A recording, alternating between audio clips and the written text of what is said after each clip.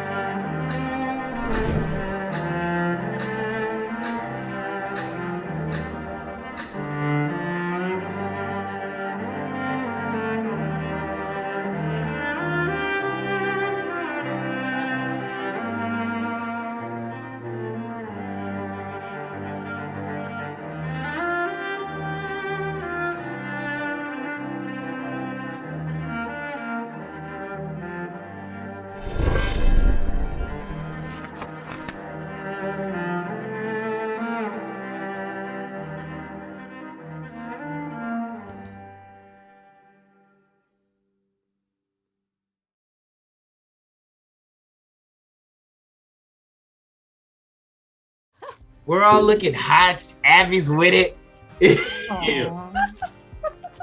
And welcome back. Welcome to the after show, the show after the show. The show that's after the show. The after show. I just got hung out to dry. What That's the fuck? after the Welcome show. to the epilogue. The episode Epilogue after the No, it did. campaign. I'm leaving. I'm not After appreciating shift. that. Epilogue. That's after the. I like that we can. No, we tried. I like that we can bring the same chaotic energy from the after show into this episode. Like, this is exactly how the after shows go. Have those gone live on YouTube yet? I don't know. Okay, I need to talk to Christian about that. We are going to be posting those soon. He should be here soon too. They're all. He will edited be together. here soon. Yeah. But yes, anyways, Blood Gods, we do want to thank you all for joining us tonight. And yeah, we just wanted to do a little wrap-up thing here because, you know, it's always difficult to say goodbye to a campaign, especially one as crazy and chaotic and epic as Candlekeep Mysteries. So I just I just wanted to get the guys together and just kind of go over the highs and the lows, the good, the bad, and the ugly, and all of that stuff. So I think a good place to start just to kind of get everyone's heads in the game is the beginning, right? Every good story starts at the beginning. So I wanted to ask each one of you, and anyone can jump in. If you could describe Candlekeep in 3 words, what would they be?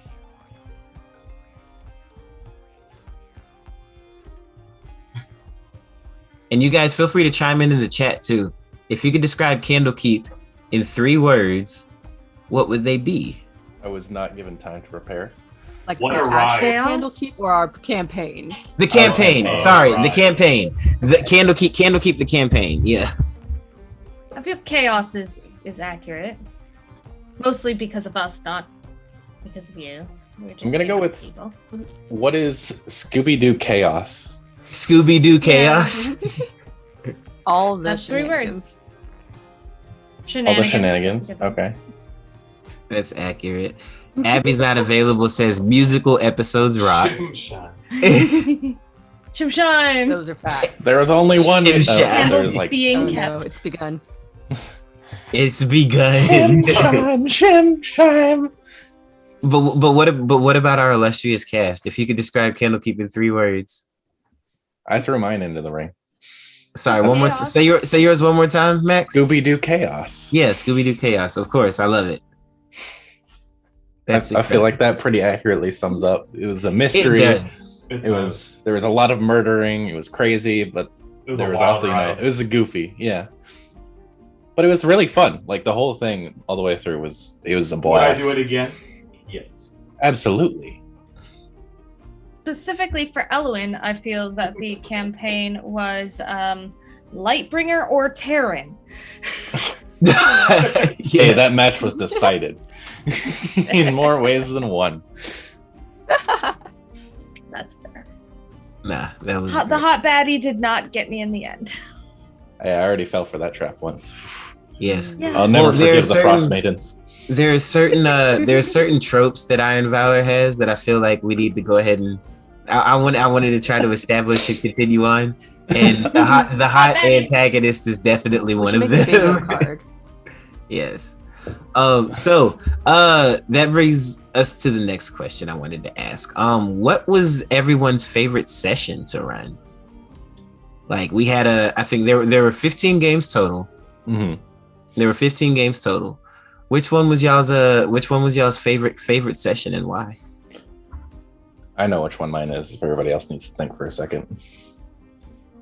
Go for it. Why don't you go first, Max? Yeah. All right. So mine was episode 7, I believe it was, which is the episode that we fought Malar.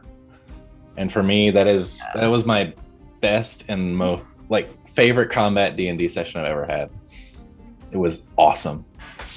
Yeah, it was pretty epic. And shouts out to Tailspire. I don't know if I said that in the but yeah, shouts out to Tailspire, yeah. without which this campaign would not have been possible in the way that we were able to present it to our wonderful blood gods.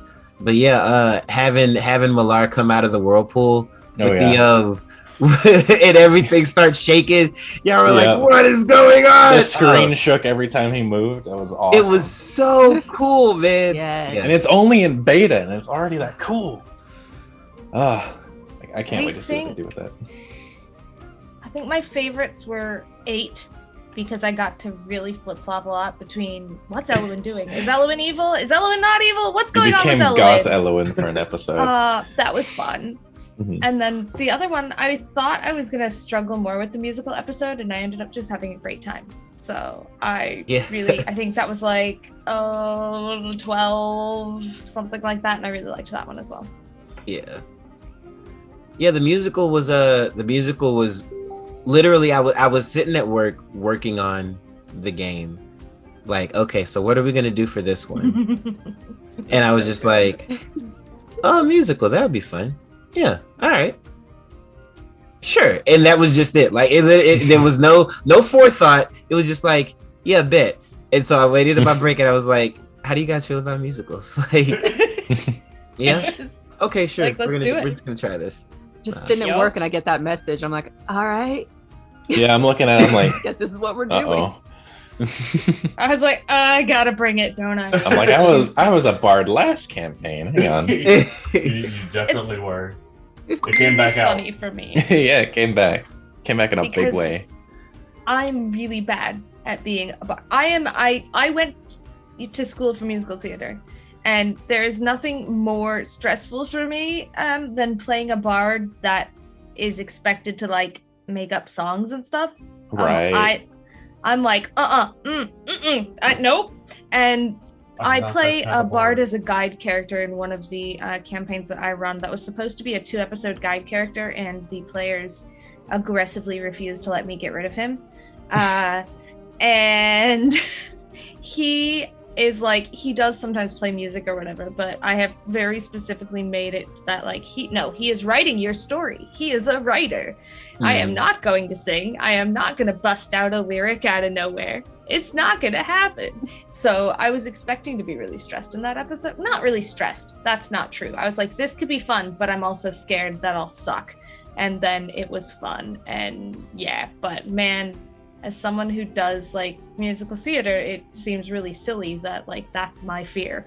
Like one fear, improving singing. Yeah. But it was really fun. You'd think as a bard that sang voluntarily last campaign, I would have been more prepared for that episode. I was not.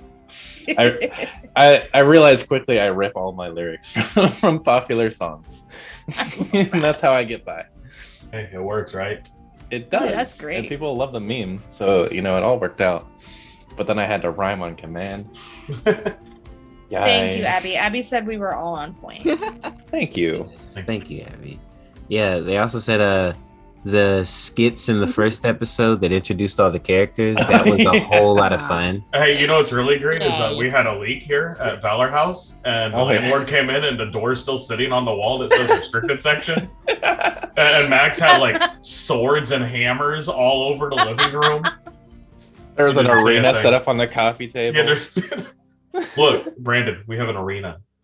Yeah, Daniel. Oh yeah, that's right. He dropped it off, right? Mm-hmm. Yeah. Oh, we got to use that. Are you ready to come over, Raina? Yes, absolutely. Throw you into the arena? Raina is gone. Oh, and she's gone. Yes. I'm too excited. Shouts out to awesome internet. That's a face of excitement right there. Oh. And I think look at. All right, she's back.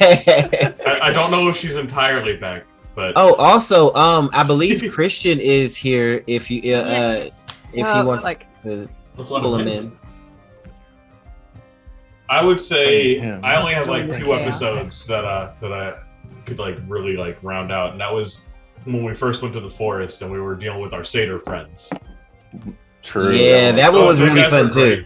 And I enjoyed the Shimshime. I just enjoyed the way that it was set up. It was done really well, and it played really well with everybody. Like Agreed. It was a really good episode. Yeah, that one was a lot of fun. Go ahead. I have to say the Shimshime was my favorite. Shimshime's back. He's right there. Look out. Yeah. Oh my god. There he is. Thank you for joining us, There's the Mr. dude. Gregory Applebottom himself. Oh, So- and oh my yeah, God, sorry. Or some of him, anyways. Unfortunately, Dylan was feeling a little under the weather, so Rasputin will not be joining us this evening. I But could go we turn will- on his camera and put a hat on. Answer questions. Yeah, feel like just run that's- between cameras. Yeah, no just one go will back know. and forth really quickly. Yeah. I'll just walk into this bookshelf and disappear, and then show up on another camera. But Christian, glad you're here. We were just going through our favorite sessions, like individual games. Which session was your absolute favorite? Ooh. You have luck, by the way, so if you don't like your answer, you do get to give it again. Yeah, you get a free reroll. Wait, my I luck's gotta- out of stock. That's not cool. How do I luck my answer? That's really weird. You just give another one, I guess. Just I think of don't a better Oh, one. okay. In All right. mid-sentence, and you're like, know. It automatically Yeah. succeeds in this You do have to say episode. fuck it, luck it, and then do it again. All right. Favorite episode. God, Shimshine was my shiz.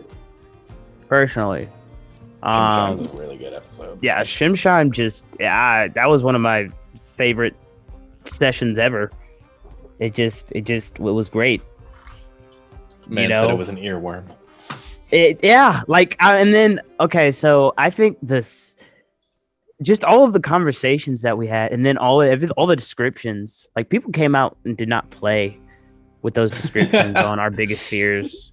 Oh yeah. So Yeah. I'm gonna have to go with Shimshine. Bedtime. Yeah, Shimshine was also my favorite episode. I love horror D&D. Mm-hmm. In case y'all couldn't tell, No, really? Vestandias was horror themed. Shimshine obviously was horror themed. Even Lore of LaRue, which if you play it strictly by the book, is a lot more like a storybooky. But of course, my twisted self had to throw some sort of weird horror thing in there. Nightmare Caterpillar. Yeah, Nightmare Caterpillar. Yeah, something like that. But yeah, so Shimshine A lot definitely of children's was. books are just outright horror stories. They are. Right. They straight are. Yeah, before Disney touches them, then they make it all PG. Oh, and Abby, of course, you can definitely send luck to me since this is a special episode. Everybody gets luck this episode. Luck for everyone. Loves and blesses and all that good stuff. All the way around.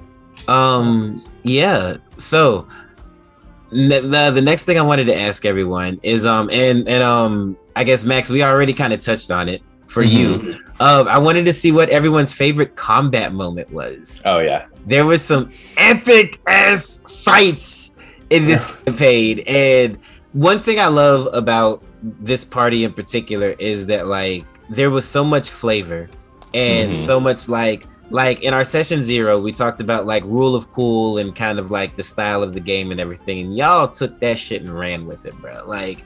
Like there were so many good moments, and I don't want to like list all of them because we'll be here all day, but I want to hear what you guys think. What was y'all's favorite combat moments from the game?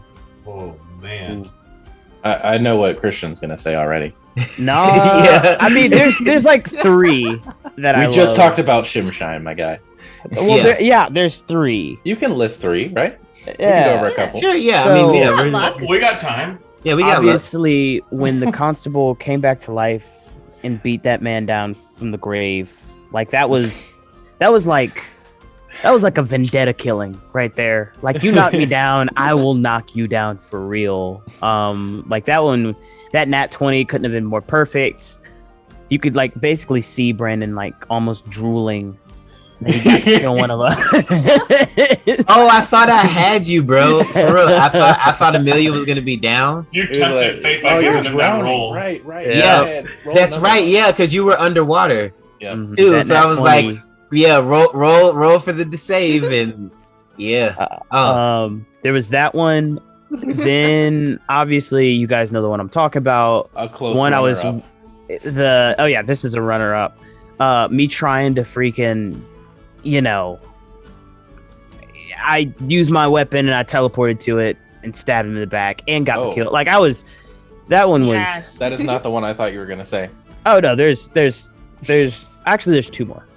That one was my second. My third would have been the first time that I freaking ripped the banister off. The banister. Oh, see, that was Threw You it. fucked it at that imp?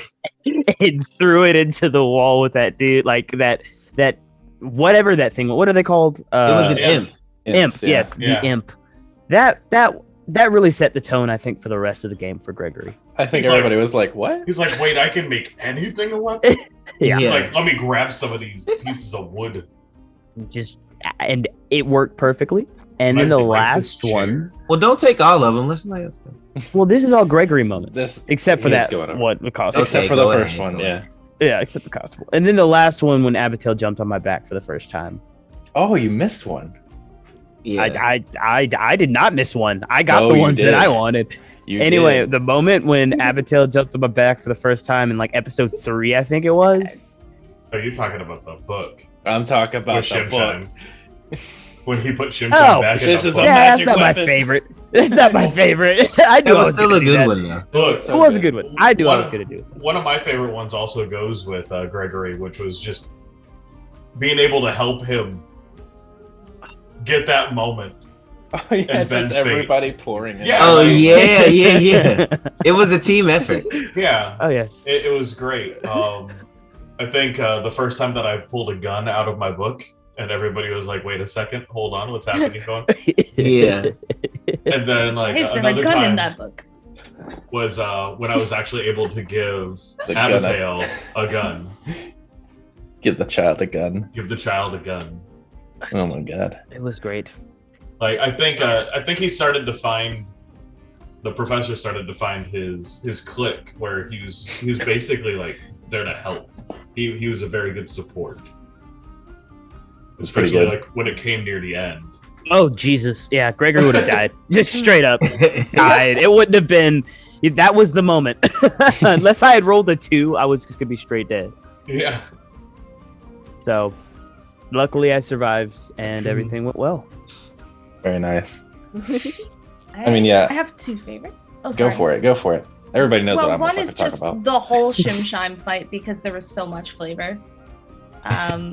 There was a lot of like because we'd all just been scared witless, and by our greatest fears, and we were like, "Who is this?" And Elwyn was done. Elwyn was like, "No, I'm gonna kill this guy," and yeah, it was great. And then but my other favorite one was really early on when I mean, not that she ever completely stopped, but when Amelia was still completely like running full force into battle every time and just trying to kill everything, and she No restraint fell, whatsoever. And Elwyn was just like, I step over her and I cast. It was like radiant. I think you like, straddled yeah. me.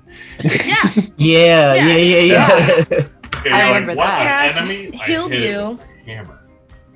Yeah, healed you with I think it was with the bonus action healing I think for so, yeah. 3d6, and then cast it's sacred radiance or sacred I can't even Word of remember what it Radiance, is now, I but it's think, the right? one Word of Radiance, So like a where poof, and it's everyone within 5 feet. So that was my favorite moment because it was like I got to heal and be a badass at the same time, and that's a rare moment for a healer, even if it's like I mean, unless you're a war cleric. But yeah, it was cool. Unless that's your job. Yeah. I had a couple of favorite combat moments too. I know obviously the one where I took down Malar is like I think For sure. I think that's like the best one in the game, probably. that's the coup de grace. Hands Mhm. down, actually. The one Yeah. where Another one is actually kind of close. Was near in one of the first few sessions we had when me and the detective had that like double imp fight that we took on, Oh yes. and like I think he cast jump on me, and I was like, "All right, listen." 5. The most anime fight ever. Yes, Yes. instead of my calves flexing like fucking Metro Man, my thighs flexed like Metro Man.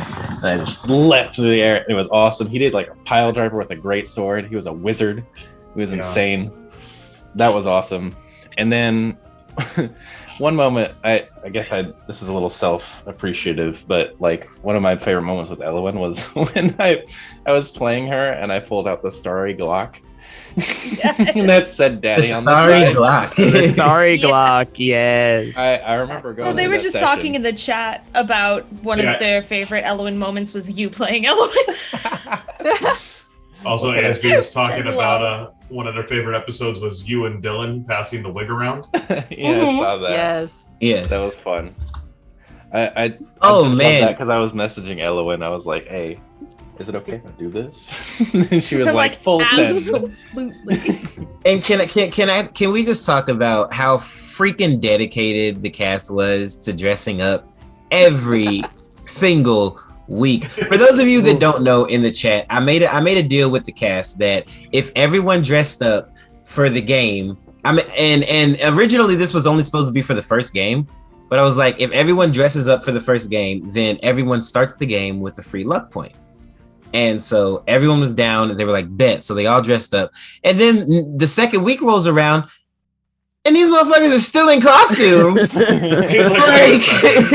Or like you said, guys. Yo, one of the first things I packed when I went to stunt school was my costume. Like literally one of the first things. I was like, all right, so I need costume. Then I can put on this. Okay, I'm gonna definitely need these things. They said get these things, but that cost, and then I doubled and triple checked it like before I left. I was like, I have to have the whole thing there. Elowen came with me from the USA to the UK. Like the wig, the choker, the whole nine. I was like, gotta fit this in here. Yeah, I went out of state a couple weeks ago, and I made sure I was like, all right, Templar rope, check. Gauntlets, throw them in the trunk. Hammer, get it. Brought my sledgehammer with me all the way to Georgia. Like y'all have great. that's so freaking cool, man. Just the dedication is astounding to me. We wanted that luck. You were trying to kill us every week. Jesus. The first 3 weeks were fine. First 5 Then weeks Brandon were was okay. like, all right, once you killed Vistania with the fucking blood gods, then he was like, okay. Okay. Yeah. Yeah, then I felt like I could pretty Turn much up the throw knob anything at a little you. Yeah.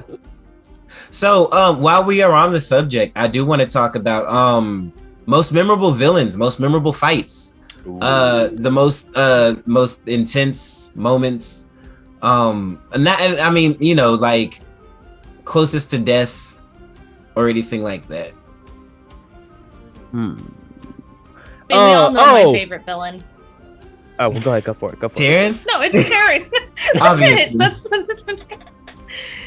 tied me up in a basement and that came out really poorly. No, you said it right. Go ahead. That's exactly what happened. Exactly what happened. Exactly what you Just- you know what? I'm gonna leave it there. Also, like, okay, Brielle, almost as good as Taryn, absolutely did the like hot villain like step on Amelia thing. That was good too. Not gonna lie, I was into that. Really was not though. I'm just weak for hot villains. It's a curse. Ha! I love that was y'all's closest to death and stuff like that. Gregory's was so simple. Oh, well, yeah, yours was almost death, but Gregory's was so simple. He opened up a door, it got nat 20'd. Then he just got You just got fucking rocked in the first move by a goblin. He something hit points after that, and I was like, oh my god. Yeah. This was a goblin that almost killed a freaking barbarian. That was the goblin only sword that did that. That was the Goblin King, is what it was. That's right. Goblin only sword. I was so scared. I forgot about that. The goblin only sword We'll worked. never forget the goblin only sword. Great, you know, in hindsight, I should have known that I was playing with someone who used improvised weapons, and so of course you could pick that. So I will apologize for that. Okay. That's my bad. It was so worked funny. out. Like Gregory stopped being so gung ho to go, because every episode beforehand, Gregory was fine with being in the front. Literally, I think the last 3 or 4 episodes, Gregory was like, "Nah, Amelia, you got it. You got this team. He was I like- can't." He's like, you have a higher AC than me. You go first. Yeah, that was his worst. I just remembered that when you did the giant hungry caterpillar. Thank you, ASB, by the way. Yeah. This man made. I rode that thing. I rode that thing into the ground. I held on for a while. That was awesome. Now, Amelia was a pretty epic character. She had some dope moments. Like, every time she was able to swing her hammer or bring justice, it was always done with some epic flavor. I loved Amelia. She's definitely one of my favorite characters. Oh my god, yes. And she's not even like a glass cannon. It's awesome. Like, even the barbarian would be like, "Are you sure that's a good idea?" Yeah. I was gonna say that multiple times, and Amelia would be like, "Yeah, I got this." And Greg she's like, "It's the right move." Like, I'm sure I love already doing characters. it. Like, yes. With like strong conviction, and I also love strong ladies, so I was doomed from the start with Amelia. I was just like, I would so pay for like a scene. This is a family stream. This is a family stream, like Christian said. A family stream. Yeah, I pushed him down on the bed though. Oh, we're talking about Oh my god! All right. Intense moment. We're talking about the chat. Yeah, the chat is Abby is on one tonight, yo. I don't know. Abby, the last Wednesday of Candlekeep Abby, might as well be, right? Abby, I'm here for it.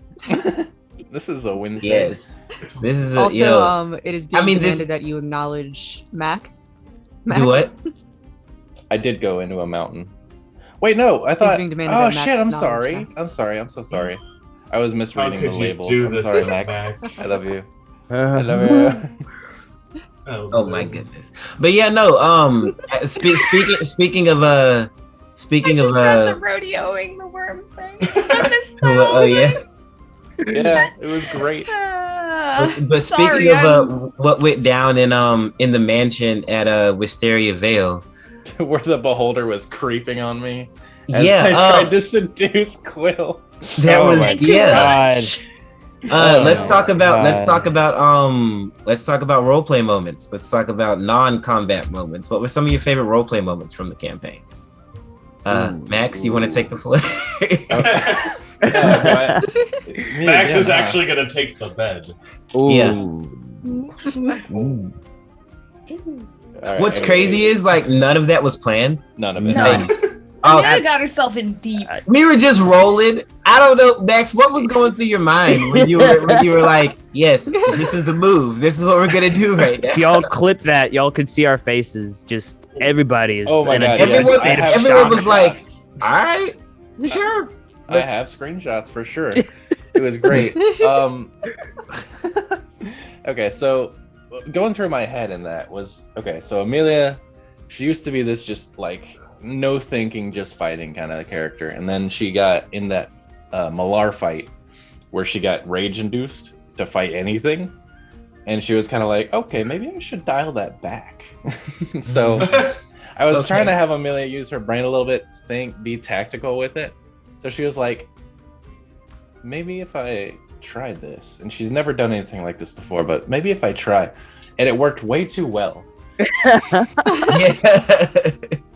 She was like, all right, I just need some insurance just to make sure this guy actually likes me enough to keep me alive or something. I don't know. And then ended up the beholder had a type, and we did not know that. The beholder he was ready. Yeah, he was definitely feeling Amelia. Yeah. I don't know if that's a good or a bad thing, but by the end of it, I was just like, someone help. I'm in too deep. The idea in that end scene was like, all right, I'm going to distract him. And then the detective can get in this door. And the detective was like, I'm out. The detective took a wild turn from my God. From that immediately when he found out Quill was alive or something was going on. The detective he was like crazy in Gregory's eyes. From then on to the rest of the campaign. Wisteria Vale is just Basically. a drastic change. Yep, like a full multiple times where he'd just be like, let's okay, the last episode, we need to murder them. What? Everybody he said, we need to kill them right now. Like an episode ago he had been like, no, that's the one he loves. Like, how could he ever? Justice. Like, we should murder them. We should kill them all. I was like, what? The system, let the court decide. I should have known as soon as you like made that scene where he was like sitting there and his like covered in Quill's blood in the Shimshine. Yeah, that's what I was episode. gonna say. That was like one of the best I should have known that Dylan moments was that we like had too. chaotic neutral.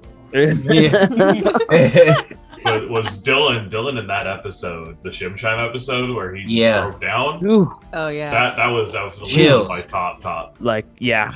Oof. of the RP moments of our campaign. Yeah, Dylan brought it. He Yeah. killed it. and set the stage, I think, for everyone else to be like, this You is the can't level come that we back have to through match. with anything. Like yeah, like you can't just come in. Oh, my biggest fear is not making it out of here. No, you have to get. Like, oh, so we're doing a little more than like my biggest fear is snakes. Okay. Yeah. She's like, Oh, I don't want to go to college again. Yeah, we going in. We going all the way in. Yeah. That was fantastic. I was like, how do I balance Elwin's lackadaisical attitude with the level that we are at right now? And I think I did all right, but you I did. really enjoyed Oh, yeah. watching other people's greatest fears. Gregory's like hit the hardest for sure, though. Oof. Ooh, I know. I was Yeah. like, Everybody was like, "All right, we got to keep this man alive. Yeah. Can't let that His happen." man to his Man, family. could you imagine if after all that Gregory didn't make it? He was the only one. Without Well, them, like Look, I if was totally Gregory didn't make prepared it, to like who? put on that mask, put on that monocle, and raise his family. Like that's Yeah. Would Abigail have been the one to go tell his family? Avatar Who would made make it? yeah, Who she would have would broke the news? have been the one. Oof, Oh my it would have God. been. It would have just been sad. Amelia would have maybe gone with, seeing as that's like a thing police people Oh, do. no, Not Amelia really would have been there, like, constables, but hand on the shoulder, pat down across the chest. You get a She hand on just this. knocks on the door, hands her a warrant and a monocle. oh, This is all that was left. Oh my God. Correct monocle. The monocle's correct. I feel like Uh, Elwin would be like, I'm here for emotional support, but I'm casting invisibility. Nobody fucking look at me. I think the best moment in this entire campaign was Wisteria Vale, where we laid down on the ground. What the hell Totally was down. wrong with Let's y'all go. that game, dude? That was was so the It was a valid funniest. strategy. It I was think the everybody was funniest. just freaking out. Go pretend to take a nap. What? Take a nap? Amelia's And you just standing scroll there, out like, and you just see all these little. They just standing on the edge. and then we turn around. They're all just fucking watching. That was so. Oh, that was so weird. That was the best, what I that was do. the best RP moment in this entire Oh, freaking no. campaign. that was the by most far. D&D thing I think I've ever experienced That in might be life. the most D&D thing. I don't know if it's my favorite So, like, moment, but oh my god. When I'm stressed, I just take a nap. It felt like it would work. Everybody was so on board, but I was just like, Like, what the yeah, fuck lay are you down, pretend you're doing? sleeping. It worked last Everyone time. go to sleep. Look, sleeping got us into this mess, and sleeping will get us out. Right? I guess that Hey, is you that know what what? the thought process was? You know what? Lightbringer definitely took that to a different level in that episode. Oh my god. What did I do in that episode? Sleeping? You slept. Or almost did. Oh. But yeah, that was I one can't was believe. Oh, I still that can't one believe was Lightbringer won the drinking contest. That was so funny. I Elwin, was like, she's the only one that's not gonna make it. And she's the only Yeah, one and left. she's the only one who made it. Yeah. I went in like balls to the wall and then like rolled You're the so worst. that one straight off the bat. That one, it straight off the bat, and I'm just like, Yeah. well, Yeah. not one of those. It's not Elwin's day. Hey, he was over there illusionary drinking anyway. Yeah. I know. I mean, he was a fucking illusion himself. This is fair. So I guess he wasn't even drinking. Nope. Oh, Nope. Okay. Anyway. Max is like, oh my god. Well, yeah, because if you noticed, he always had everyone else bring you stuff Yes. Oh. because he wasn't 'cause really there. You can't But I interact touched with it. Yeah, he can't interact with you guys. But we could touch him. But I threw him down on the bed. Yeah, you did do that. He's like, like, that's a but we could sexual touch it. exception. Okay, fair enough. Also, for favorite non-combat moments, I would like to throw in everything with the satyrs. I loved the Oh, yeah. satyrs. God, the Rock! Oh, yeah. Yes, King of the Rock, more Queen of times the on the Hammers. detective. was Queen so, of the Hammer. Yes. so petty. It's like, why are you playing this game, detective? You're a detective. you You're don't a have to be the detective, king. Started of out so And he's Yeah. also joyous and king of the carefree. rock. Like, but why? Gregory he was like, what is going on? A He was detective. trying to- Are you aware that you're a detective? He's trying to beat satyrs in an athletics thing as a wizard. Mhm. Oh my god. I will hearken to Abby over here, who said that her favorite moment, or not favorite, but she really liked the moment where Elwyn asked Amelia why she became a paladin. Oh And yeah, personally, That was yes, one I of my love favorites. that moment. yeah. And- We had some deep convos. Honestly, I didn't even Yeah. plan out that much of a backstory for Amelia at the beginning, but that was a moment where I was like, I guess I need to write something. Oh, I need a backstory. And I came up with a good one. I think we're good. It's kind of Batman-esque. Hopefully we get to do a stream soon where we go in a little bit more of it, but we'll see. We'll see. We'll see. We'll see. We'll see. We'll see. Well, he's not done. Go a little higher with that. I think that was one of my favorite moments for sure. And another one isn't a moment, but like an overarching theme was the slow burn growth of the detective and Elwyn's relationship, where they started off hating each other, and then by the end it was like okay. Another one of my absolute favorite ones was when Elwyn and Orin healed the detective, and the detective was like, I'm not much use, to anyone. I should just stay here. And Elwyn was like, knock that shit right the fuck off. You're actually a lot of use to a lot of people, and you're good at what you do. And also Amelia needs us, so we have to go. And like that was one of my. I think that was a heartwarming. turning point for their relationship as well, because then they were kind of like frenemies afterward instead of just like bitching at each other all the time. So I think that was the same episode and the same night that Elwyn tried to go into Amelia's room and just lay on the floor there, and then Amelia picked her up and put her in the bed. That was super sweet. yeah, It's That like, was no, cute. you go here. you go here now. That honestly just reminds me of like how angry and charged we were going into Shimshine. Mhm. Like that fight right there, everybody was not like. I feel like that was the most. I don't want to say the most intense, but the most focused. Everybody was like, Even- finally. Even from the last episode, like there was still like a little.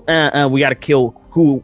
No, that one we came in there like Prepared. somebody's gonna die tonight. We Straight had up. we had a very Jotaro moment where Shimsham was like, "Oh, you're approaching me," and we were like, "Yes." All of us just fucking wait for it. Yeah. Like we've been waiting for this Shimshine. You're like, I've been Yeah, hearing your Shimsham name was the- around. Ultimate villain in the way of like it's not he was not a relatable villain. He was not a sympathetic villain. He was just a bad guy, and we were like, it is time to kick the crap out of this bad guy now. Yeah. Yeah, everybody was. And I kinda feel like sick of him every- by Super that point. keyed up from the hauntings and the casual possessions. Yeah, the Yeah. possession. The kill the Speaking children. of- Every campaign does Yeah, that. Gregory Like, just one wanted to knock out some kids. bad Yeah. Knock them Speaking out, of kids, I was Okay, gonna say, but Gregory also acknowledged Abigail as his partner, and that was a great moment for me. Yeah. My little buddy. It's like, But she was unconscious. True, but she will carry that knowledge in her spirit. Mhm. She heard it from beyond. She I just felt want to it. point out. I just want to highlight all of the role play between Abigail and Kiffin Penn. I had a really fun time with. I thought that was great. Like, just I don't know. You did a really good job with that because it was like a different side of Abigail. You know, normally she's like just super reckless, but she was really like, "Hey, it's kind of dangerous. You guys go chill out in there. Like, if you're gonna do dumbass shit, you have to know what you're doing when you do this stuff." Like, I also really love like the dimension you brought to Kif and Pen, because I don't think I gave like a bunch of description for them, but like their attitudes were just like so great. Oh yeah, It was They're awesome. definitely kids I've met. They were hilarious. but yeah, yeah, Queen of the Hammers. What else do I want to talk about? Oh yeah, McBluff has a question for you. Oh, what's up, McBluff? Wait, I need to go back. I need more screens. McBluff, yes, go ahead. Ask away, McBluff. Yeah, if you guys have any questions in the chat, just throw them out there. We'll get to them. I promise. You know, McBluff's gonna be typing for a sec, Brandon. 'Cause, you know. Yeah, Oh, that's- yes, McBluff always has such detail. Like they're like, I feel like I'm about to Them like hard-hitting questions. get Like, straight into my soul. And like, yeah, definitely, yeah. So What was did you your inspiration? characterize these people from your past? Oh, here we go. We actually do have McBluff question is, what was your favorite thing you added, changed, Ooh. expanded on from the source book? Wow. Okay. That's a Brandon question. That is a very good question. Oh yeah. That I added, changed, or expanded on from the source book. I think I did. I think Fistandia's. Probably. Because like a lot of it, I would say this campaign was probably like 60% by the book and like 40% homebrew. So, you know, I threw a lot of my own flavor into it. But I think that Fistandia's was probably my personal. I think that was a good addition, because like throwing the necromancer stuff on there and giving you the giving the players like kind of more of a sense of urgency with like the imps and stuff attacking them, and having like knowing that there's like this creeping force that's like watching them, I think gave the game a little bit more urgency, because I think the way it's ran in the book is just like more of an exploration type deal. And I know, especially for the first game, I wanted them to feel like, you know, yo, this is weird, what's going on? And I felt like that kind of helped like spur the whole like mystery portion of it. So I think that making Fistandia a necromancer in that little arc was probably my best addition to the campaign. So in the actual book, I'm curious about this. Did Vistandia actually like come around and No. Tola the Dead you? Okay. No. So you just came and dunked on me at the end of that fight. Yes. You're like, I love it. you're clearly too unscathed. Yep. Oh, you Time to thought, huh? dunk Yeah. Love it. He's like, you thought these imps were easy, did you? Make Make a Y'all, save. them freaking crystals. Jesus Christ. I do have one question. I do have one question that I wanted to ask you guys. Okay.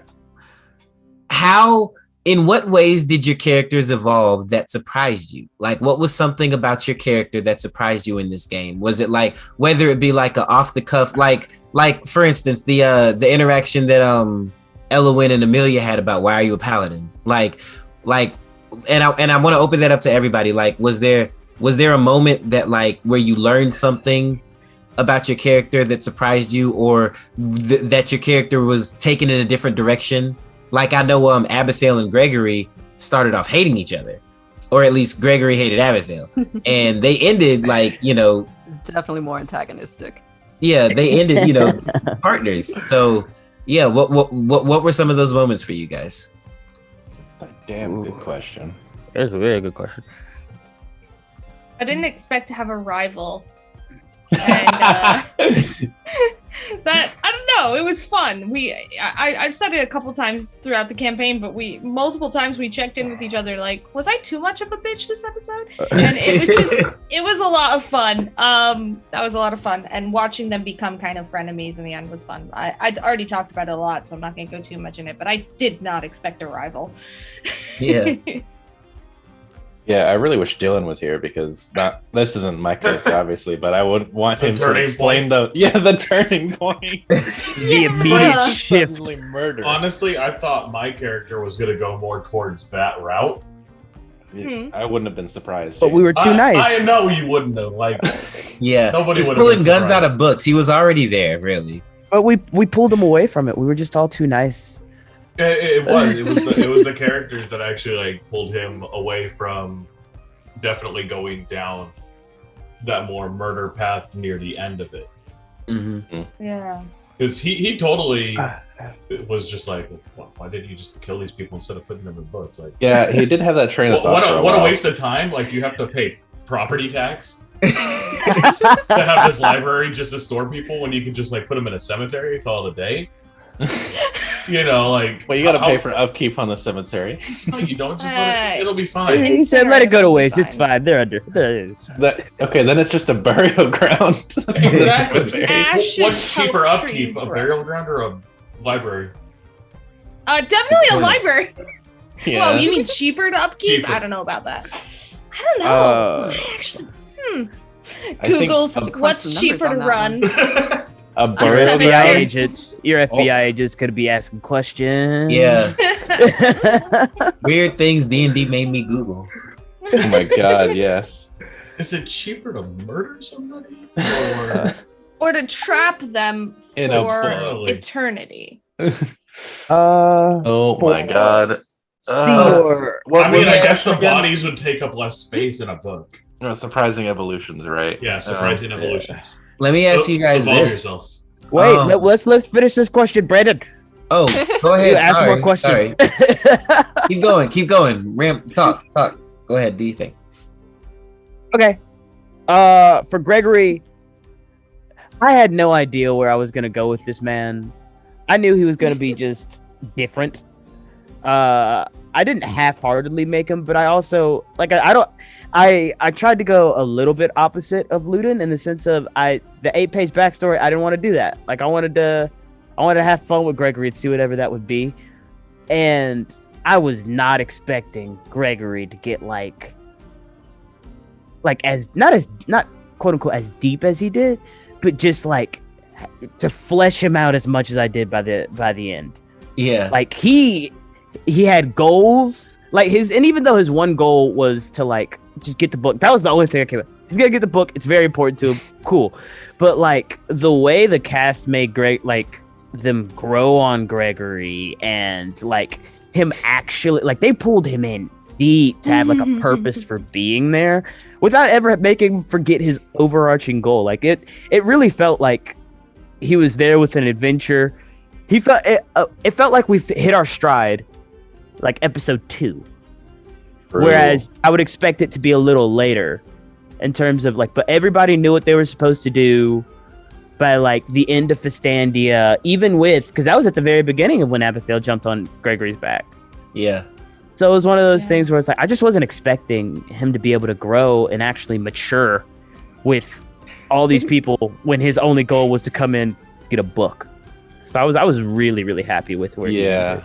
I remember that episode too, because like we had all come to the after show and we were like, we're great.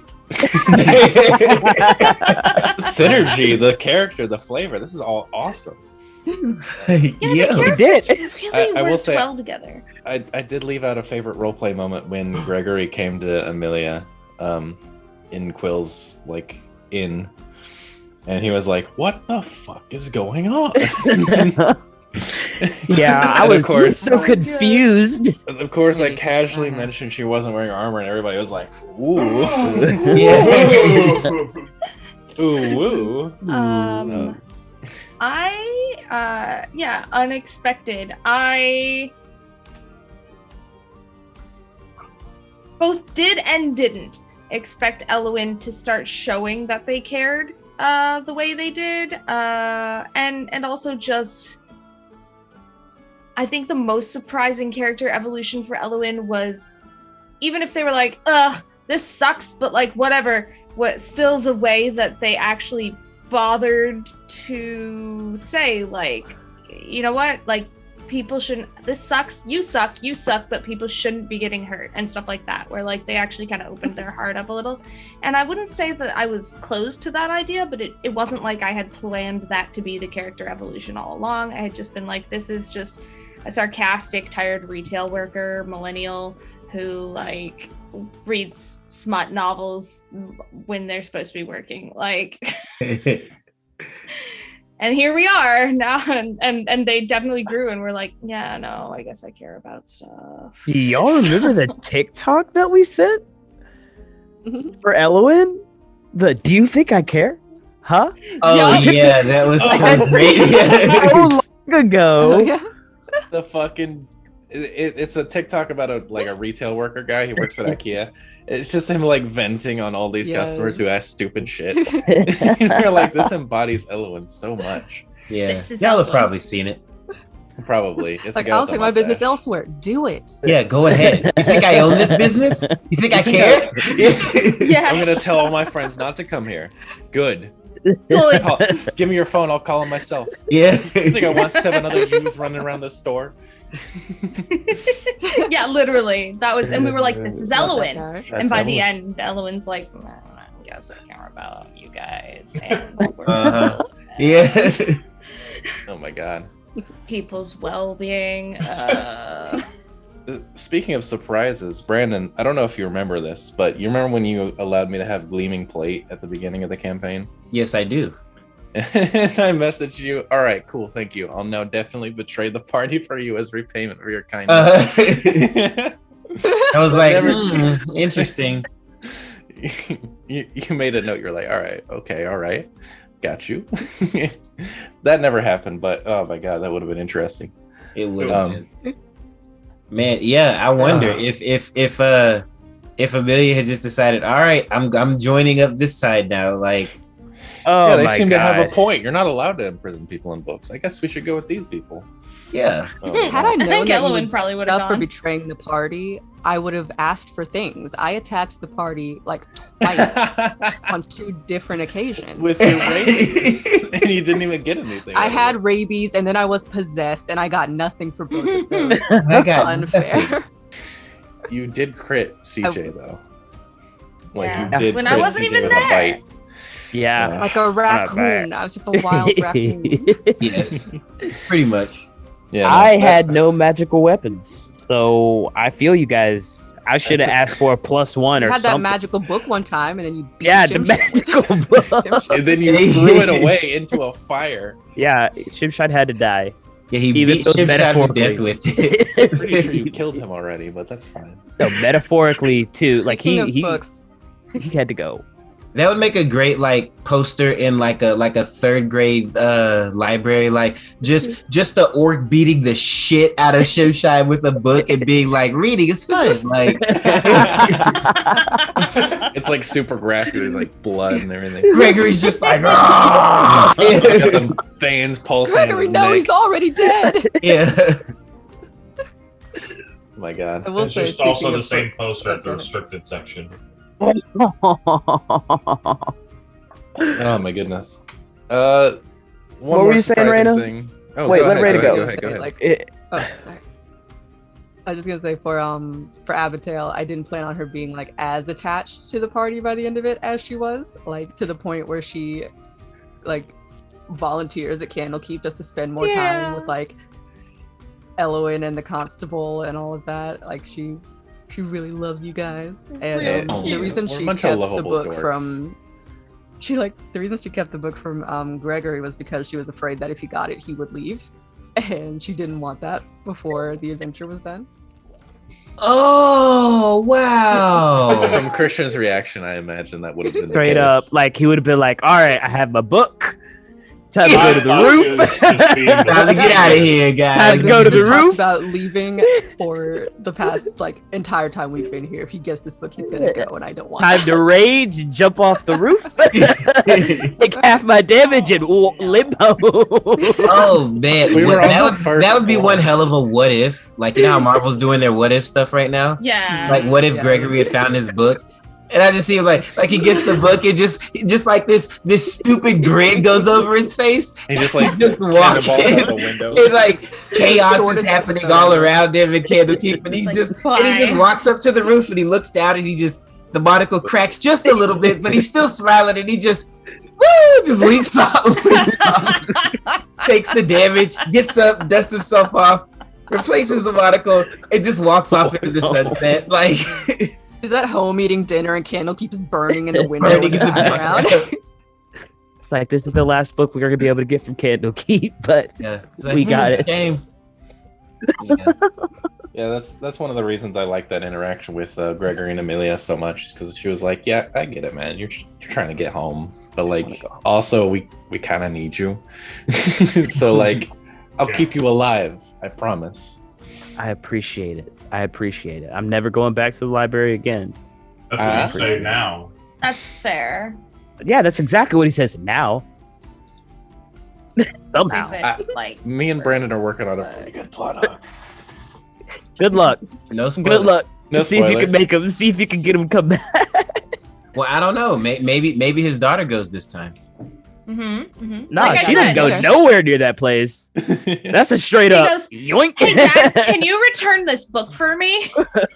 His daughter's been a level 12. He immediately throws it in the fireplace. He's like, return. There. They had another copy. Don't worry. Yeah. This is how he actually ends up there. Is he goes like, "Hey, have you seen my daughter? Like, where is she? Oh, she went to return the book." Like rage run. You've never seen a faster orc in your life. I would do that teleportation every 6 seconds. And just keeps raging until he gets the teleport. Yeah. Oh man, but that is interesting though, because I want to. That's a good segue into the next question I have here. We kind of got a taste of it at the end of the campaign, and I know exactly what Gregory's doing probably, but what are each of your characters doing? Like, if we were to have like a where are they now moment, like let's say like 6 to 8 months after the events of the campaign, like 6 to 8 months after the events of Candlekeep and everything. What's everyone up to? What would your character be doing? Yeah, Gregory is. I mean, he's probably still plotting the downfall of Candlekeep. I say he'll never go back, but he'll go back. It's personal for him. Like I said, in Gregory's mind, his daughter is the smartest person on this planet. In Gregory's mind, that girl is going to be absolutely brilliant. And Oren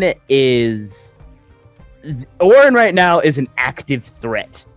And I will quite literally be dead in probably a decade, because half-orcs do not live long at all, and he's already in his 30s.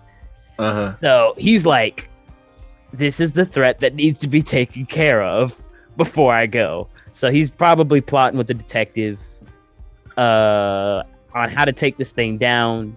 He'll be asking Abigail very leading questions whenever he sees her about like what's going on in the library and stuff like that. But otherwise, he'll be like at home, letting his daughter read to him, drinking some brandy that he absolutely hates, or any whiskey, or any, like just trying to be like still high society BS. That's it's high society to be an alcoholic. Is he learning how to read? It is. True. I feel like he is a little bit. I don't think that he's. I think after he Raina left. Oh no! He left all the way this time. She'll be back. We'll get her back. I think that after Candlekeep, he slowly like didn't drift back into like his old self, but didn't really care too much. Like, I mean, him not being able to read was only an issue in Candlekeep, you know? Yeah. It was never like his daughter never had an issue with it. His wife never had an issue with it. I mean, like, he doesn't want to go out, interact with any more people. His only mission in life is to make his daughter succeed. So it's like, yeah, he'll learn for the sake of her, but not care that much, if that makes sense. Well, yeah, that makes sense. Yeah, he's that's pretty what Gregory's single-minded. Yeah, she's returned. He's a simple dude. He'll probably talk to everybody once in a while. Not everybody. He'll talk to Abigail and the detective. Maybe Abigail's definitely talking to him. Maybe the constable. Maybe Thank the you for that tack on. Yeah, well, he's definitely talking to the detective. Yeah, because you guys are plotting to murder Warren. That's why he'll like every once in a while he'll see the Ellen, or not Ellen, the constable, like, hey, hello, constable, and walk out the station from the back dark room wherever they were, from the janitor's closet where you guys are like making evil schemes. Janitor's closet. I feel like that's canon now. That's Gregory's tale from the 6 to 8 months. That's pretty good. I I have a fairly rough idea. Amelia would probably be. Hopefully, she got a promotion. I'll say she's a lieutenant constable now, and she has a little bit of sway around because she's literally what level did we start this campaign as? 3, 2? Yeah, I think so. She's like 5 times stronger than she was. She comes back jacked, and like thighs and everything. So many thighs. And she kind of has a little presence around the Harpers now, so she kind of like positions herself very forcefully as like the head of negotiations with Candlekeep, trying to get him to like stop booking people. Booking people. and like set up Booking people is for us. You're not booked. Yeah, you've been booked. Yeah, to keep him from trapping people in those books and trying to regulate this like vast store of knowledge and basically trying to negotiate all that. And on the side, she's got someone on the inside who she sees very regularly and is slowly developing more and more of a relationship with. Obviously that's Ellen. Yes. Meanwhile, she's kind of becoming a little bit more estranged to the detective the whole while as he's like becoming Smeagol. He's becoming my partner. Becoming Oren. Smeagol. Detective, you haven't come out of that closet in 3 weeks. I know. You open the door and it's just like the cork board with the red thread all over the wall, and it's the Charlie Day meme where he's like, the center is Oren. It's just everywhere. At one point, it looks like he just started tossing the yarn ball around the room. It's like, why did you do this? We know what happened. There's not a mystery. This is here to remind there's you. There's more order to this. It's just very dark in here. I'm sorry, we only had the one light and it's kind of flickery. Jesus Christ. Connected. Yeah, it's Oren. Yeah, we already know. I mean, the professor would definitely have stayed near and dear to the library, helping with that vast bit of knowledge, probably trying to find out like exactly how many people he's trapped. He might be working with the detective and with the constable. Should probably be talking. He'd probably also have the split motive between the two of you because like it's going to benefit him in the long run anyways. But he'd definitely be keeping up with everybody that comes to the library. He's never seen Gregory again. Gregory doesn't come by the library.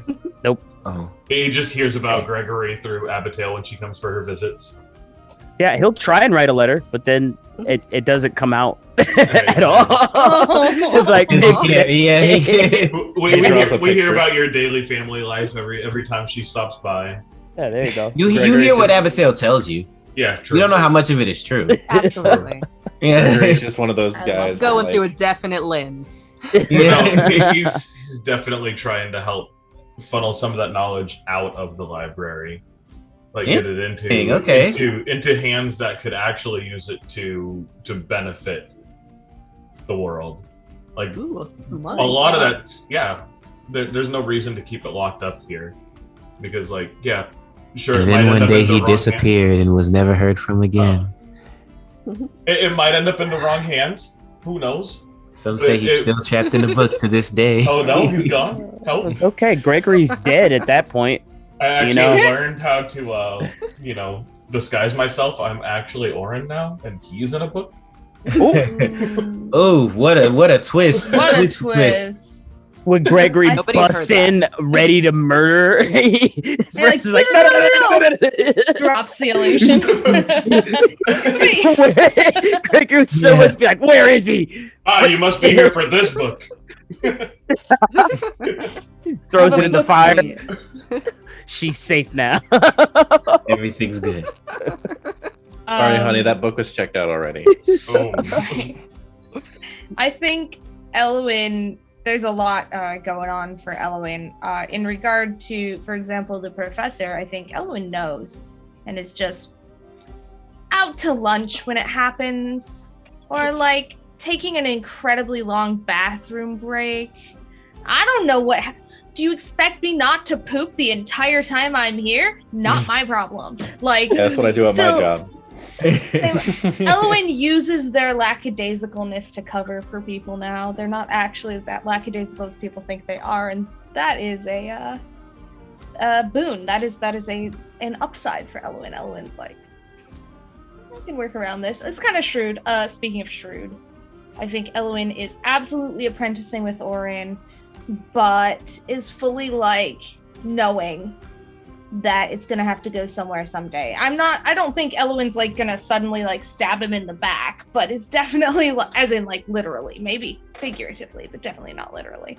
But it's definitely like liaising, with the police station, keeping Amelia up to date, that sort of thing, and knowing that like at some point something's gonna happen where Orin's gonna have to die answer for it.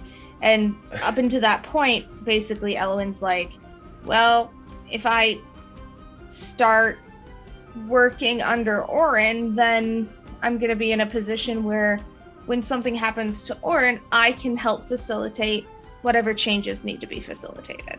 Breeding yourself I to be can the hair. cooperate with the law. I can, whatever needs to change can change. I feel that. Yeah. So, Elwyn setting herself up to be the next successor of Candlekeep. I think so. And not really like, that wasn't really the intention, but Elwyn's like, it kind of ended in a way where Elwyn's like, I don't know what the fuck to do, but Orin is offering this to me, which means that I might be able to have long-term positive change on this place instead of just leaving everything in shambles, I guess, is kind of Elwyn's thought process. So probably Elwyn will end up a successor, but one thing they're not going to do is put people in books. That's Whenever a big no Orin from dies. Elwyn. Yeah, Gregory would have to come back from the dead and like, Like, Elwyn, you gotta stop. Or promise me you're not gonna do it to my daughter. Promise me you don't have to stop, just don't do it to my daughter. Yeah, like right. you do whatever y'all want to do. Y'all know I also think like Elwyn's morality is less Gray. or stubborn even. I don't know how to describe it, but they definitely were, throughout the campaign, they were willing to listen to people's points of view and be like, oh, that has a point. So I don't think there would be a situation where they would feel comfortable just being like, you know what, all of these people deserve to be imprisoned for the rest of eternity. Like, I just don't think that they're that black and white. So yeah, and then of course on the Amelia side of things, they're enjoying the time that they have together. It's cute. It's right down the road, so I think they spend a lot of lunches together and a lot of get a lot closer over the course of the next 6 to 8 months. Yeah, I wouldn't say like married yet, but definitely In 6 to 8 definitely months? involved No. Involved dating. Yeah, they're fully dating. at All the this wholesome point. moments involved. It's gonna be hilarious when Yeah, everybody like when we get back, if we ever come back, if y'all can get Gregory back, he's just gonna be so confused at like all the dynamics of every one of your lives except like the detective and Abigail. Barely. Yeah. He's gonna be like, what is going? Why has everybody changed so much? They're over there like holding hands and like smooching, and you're like, What? He's gonna whisper to the detective. You think that they're an item? Like, they've gone public, man. That's fine. Then the detective's Together. like, yeah, they are. Look, I deduced that they might be. I think maybe. Much like a It is detective. quite possible. Gregory, if there are these crazy secrets here in this library. Maybe I can actually help you control your chaos. And you can call on what ability you want to happen at your given rage time. Probably. If I get angry enough, it happens anyway in 2 levels. Yeah. You can just exactly. That's what we'll do. We'll play it off like that. Like you got your hidden knowledge. Control your chaos. Yeah. Be cool. Oh, y'all, Gregory would be unstoppable if I could control my chaos, though. I will let you know that. Like Brandon didn't let us level up enough. But if Gregory had gotten there, it would have been the conversation over. before the last fight. You guys were Hey, fine. man, you won, didn't you? You guys want to level up? Yeah, we want to level up. All right, what you get? I get 5th level Fifth spells. level spells. Nope. And Dylan was like 5th level spells. Brandon was like, No. what Absolutely spells are not. those? Not in my game. If he Not started in to list my off a couple, game. He listed off a 5th level couple that were spells in my like game? low key, and then he was like, Oh. synaptic static. Synaptic static, banishment, polymorph. No, Polymorphs. No, he already had polymorph. He was just like, wall of force. Yeah. No. Absolutely not. And you were like, fuck that. Yeah. And I stand by Wow. that decision. On that note of like potentially helping Applebottom learn to control his thing, I feel like Abigail would very much still be in 5th grade. She loves it there. But after school, Never change.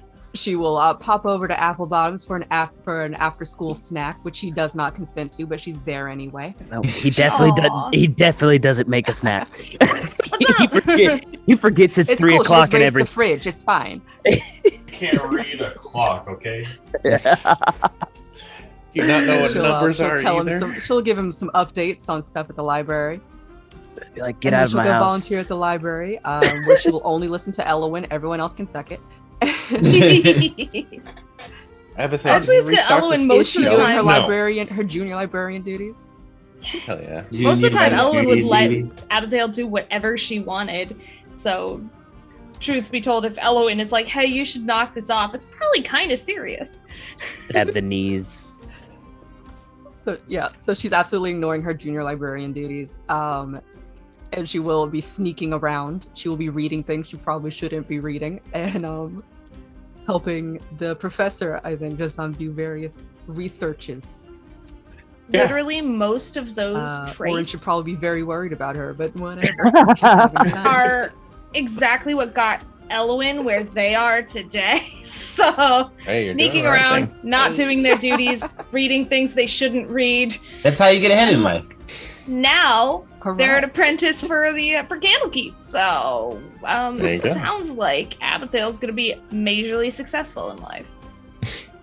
I think, That was didn't we gonna say, learn the like, forbidden knowledge? I think originally when we were planning that scene to do the intro, I think I had an idea to make the cover of the book you were reading say the lusty Argonian maid. Yep. Skyrim. The lusty Argonian Almost did. pain. Forgot. Yeah, because she was like, it's gonna be like a rom-com or a smut novel or something like that. I I was literally like, I just got the wrote one. trashy novel on it. in the Trashy end, novel. but that works. Also, throwback to that day of just filming. That was a Yeah. whole day. That was fun. Was- That's when I knew we were gonna have something good. Because everybody was so down. Like the energy, like I said, the commitment and the energy from you guys, I think, is mainly what made this thing so freaking fun and awesome. Is because no matter what I threw at you, no matter what was going on, everybody was down. I'm like, hey, I want to dress up. Hell yeah. Hey, I want to film some stuff. Hell yeah. Like whatever it was, y'all was always down for it. So The thank you. restricted section door. Is it still up in y'all's Yeah, so Them- the reason that door is not on our laundry room is because the washer was too big. So we took that door off. I was in my room. I don't know. I think I was playing games, and I come out of my room, and they've laid this door out in front of my room. Just Look. Here's our trophy. I remember when you were at work, we had the robot vacuum Stuart going. He was doing his thing, and then we heard a loud bang. He knocked that door over. He did?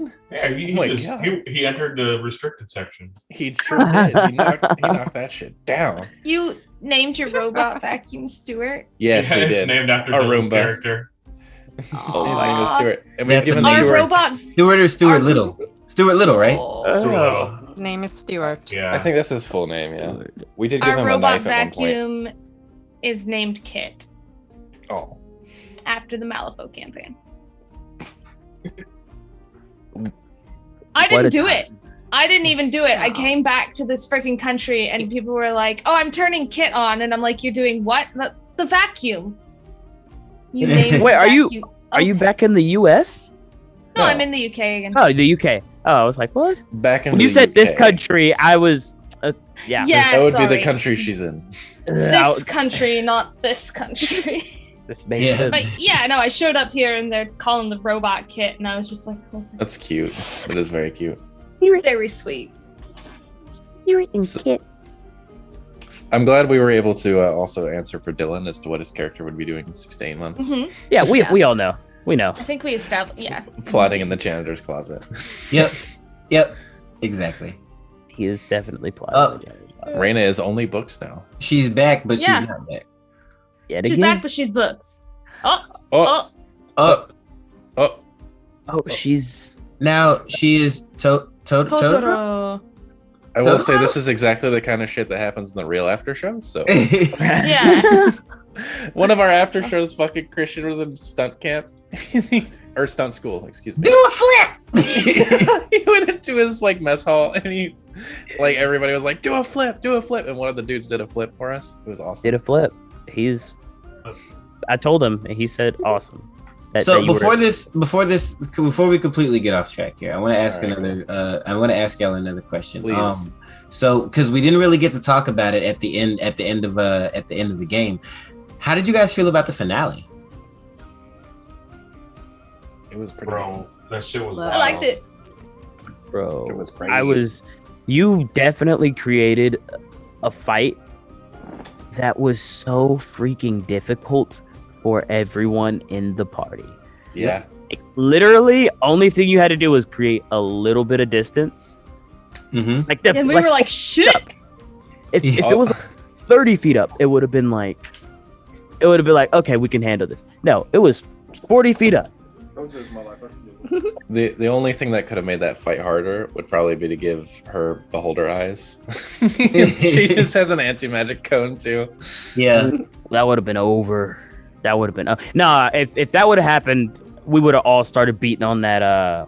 What's that thing that Orin was fighting? Oh, the chimera. Yeah, no. Everybody would have turned one attack at least on that I guess. chimera. It would have Yeah. been like, Orin, deal with this anti-magic. Yeah, cone. let's switch. Yeah. Yeah. Yeah, That would've been good. That finale was nice. At the beginning we were like, all right, so we're gonna kill both of them, right? Or take down both of them. We're like, yes. Then we opened the door. And then we finished the fight and we're like, we really can't beat you right now. We're gonna save this for another day. Yeah. But you're gonna get a It Gets stern the job talking by to. default. I'm just sitting there, Brandon. Y'all, you guys are gonna talk? Or you just sat there, all the while knowing there was no even No a chance. fucking way. There's no fucking chance. Well, no, but I wanted to see what you guys were gonna do. 30-minute conversation. Brandon Walk was through like, the "I door. planned for this. They're too Oh, all short." hell is already broken loose. They're not just on like opposite ends of the stadium, just breathing hard. And we're probably in a moment of like relaxation. No, they're straight up knee deep in it. Oh yeah. Yeah.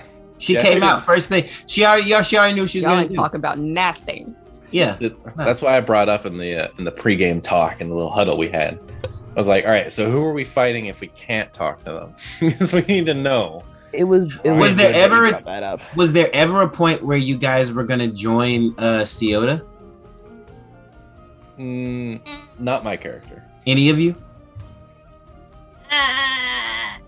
Elwin was always kind of waffling. It was definitely Basically, up in the Elwin air. was like, who makes the most sense to me was literally, and just I honestly think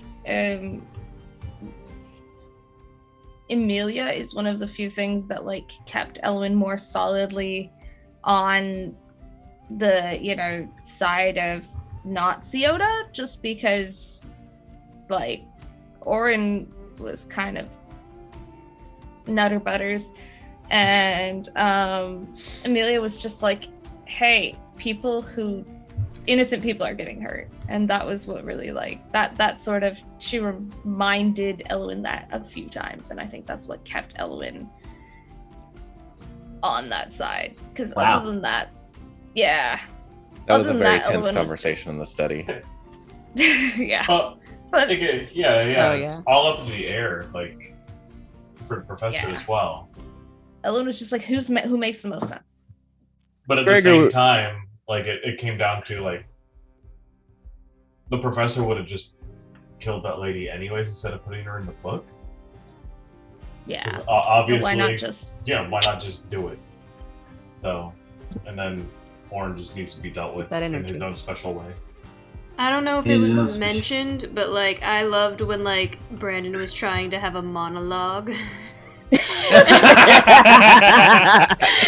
like I can't remember what Max did. Max was just like, I smack him, I jump, cast jump on me, and like all this stuff. And like Brandon's like, so don't. I mean, I'm just like trying to finish my monologue over here. So. Brandon like sidesteps. He goes to the other mushroom, and he's like, "All right, so where was I?" And then I like teleport behind her. I missed this. Like, damn it, man! That was so good. That was before Emilia had her come to God moment, but she was terrifying back then. Yeah. I need another shirt that just says "No monologues." No monologues. Yeah. Brandon during that whole thing, you sly dog, you caught me monologuing. You caught me monologuing. Can I finish though? But can I finish though? Like, and like Elwyn's like, I kind of want to hear like what you guys say. I think everybody else in the party was thinking that. But I'm sorry. Orin. Oh, Elwyn, that was Orin monologue. That was the funniest thing ever. Because you cast Zone of Truth on him. Then we were all sitting there, just kept cutting over him. But you're not saying what we want you to say. But you're not making vague. Why are they always maybe? Because you cast Zone of Truth on me. There was the one moment where he was like, yes, I really did think I was doing what was right. And she was going down a terrifying path. He said that. And I was like... Like, yeah. Okay. What was she going to do? I don't know. When he said that, Gregory was like, man, this man doesn't know what he's talking about at all. I mean, he just said maybe it was gonna happen. I mean, it's not like she labeled her evil plans. He just saw some fucked up shit in her journal. He was like, ooh, evil girl. Plan. That's how she gets it out, man. That's how she gets it out. She did not pass the vibe check. She did not. That's what it was. Fucking catapult part 1. What? It wasn't that kind of energy. Definitely not. McBluff wants to make us another shirt, apparently. Yes, please. Cool. Thank you. Appreciate that. But no, that last fight, or in general, not the last fight, the decision for Gregory for a good minute was wherever Abigail goes, he'll probably just hop on with that. He did not have a thing in that fight until literally when I said, "What about the kids?" That was the turning point for Gregory. Yeah. When he said, "What about the kids?" Yeah, that chick would have murdered all those kids. You can go escape, and you can maybe get them out now. It would have pointed out the or detective or Amelia. Somebody pointed out the maybe, and he was like, "Hold up a second now." Yeah, we were like, "You're gonna kill everybody, aren't you?" And they were like, "Well, maybe if you weren't fighting us, you could go rescue them before the library burns down." What? And we're like. I think that's where it was like, okay, regardless, Abigail, if you end up on the other side, I don't think Gregory would have killed Abigail. He would have knocked her out and then like threw her in her closet or something, and like hopefully somebody can wrap her in a curtain, put her in a timeout. Yeah, there you go. Like she's out of the fight. He would have went for her quick. He would have been like, go to sleep because you could. You remind me of this goblin. Stab me with the goblin only. Short sword. Only sword. Dangerous. Oh man. Ooh. Okay, we're good. You were saying something about monologue and Elwyn, I think, Brandon. Oh yeah, that was one of my like just some of my favorite moments, like the Elwyn and Taryn conversation, like when they got her away from the party was so good. Like because, and I don't know CJ, if you as a player ever felt this way, but you did a really good job of making me feel like Elwyn was like on the fence and was like, no, I could probably go this way, you know, if like, and that was just very well done. That was another one that was like a lot of fun. I loved that conversation. When Elwyn was tied up in the basement, it wasn't mostly the rope, it was mostly the conversation. Yeah. It was the rope a little bit though. Just a little. I mean, it just adds an aesthetic element to the conversation. but what yeah. aesthetic? No, I really loved that one. That was an awesome interaction. I loved all of Taryn and Elwyn's interactions, and the fact that like in the last episode when Elwyn showed up and was like, "Dude, yeah, you ditched me," man? Yeah, and being like, "We won't hurt you," and everyone else was like, "Fuck," and Elwyn was like, "Well, we won't hurt you if you join us. Just why are you with them?" And it did not work, but Elwyn tried. I think she said something, like that. She was like, you know, we won't hurt you. And she was like, insight check. Yeah. Elwyn was like, you know, if you don't attack us, we won't attack you. Yeah, Amelia's like, insight check. Everybody was like, Yeah. It was like, you can lay down your arms right now. I'm gonna hit those you. Weapons on the floor. Let's go. I'm gonna hit you hard with this. Whatever I have in my hand at this point. I came draped in 2 curtains and a candelabra. Yeah. Elwyn tried, but in the end, like, you know, they Taryn got thrown through a bookshelf with a hammer. Yeah. That's pretty cool. Got Briella and all that, but like Taryn was in the other room and Elwyn was just like, you know, she was in the other room. There's nothing I could do. You just hear the sounds of violent hammer noises. I don't hear anything. Violent hammer noises. You see an arrow come out of that room, ping off of Amelia's armor, and she's like, and then she goes in there and you just see splinters come out. Yeah. Close the door. Yeah, I think that was the turning point of that entire battle, though. Was when they split up? Yeah. Yeah. The candelabra started it with one of them being stuck right there, and then Amelia coming up, staring one into the other room. Then it was over. She was like, I need to get out of here. And I was like, you're not any safer in that room. What, 20 feet away? Amelia literally one-on-one her, while the rest of the party did one-on-6. I love that about Amelia. She's like so good at just taking her own fights while everybody else is like, kill this one dude. Amelia's like, all right, I'm gonna take both of these guys. Yeah. Like, not to discredit everybody. Everybody in this party was really strong by the end. Like, everybody had their own flavors and their own styles and like ways of dealing with shit. Professor twin casting guns. That shit was awesome. That was pretty dope. But all the while, Amelia's like off on the side, like, fight me. And she's over there doing her own badass stuff. I love those moments. I could only imagine when the professor casts the twin guns, he throws up the book and it just goes open and he just sticks his hand inside of him and pulls out 2 guns like that, just like They got all sideways. Oh yeah, always sideways. It improves your aim. True. Like, I like when I pulled out the hunting rifle instead of the handgun. Oh yes, and you did damage with that freaking hunting rifle. Whatever I hit, we bodied something. You M1 Garanded that thing, whatever it was. I heard the ping and everything. Ping. I think that was one of the boars. The boars in the wilds. Something. It was. Oh my God. How can we not talk about when y'all buried Little One up? We put him in the hole. And look, I wasn't there for it. That was the big episode. Beat him into unconsciousness when all you had to do was not attack him for a round and he would have stopped raging. Nah, James, you missed it, bro. We didn't know that. It was perfect. Like I think every we just roll, kept spamming. I was controlling your character at that time.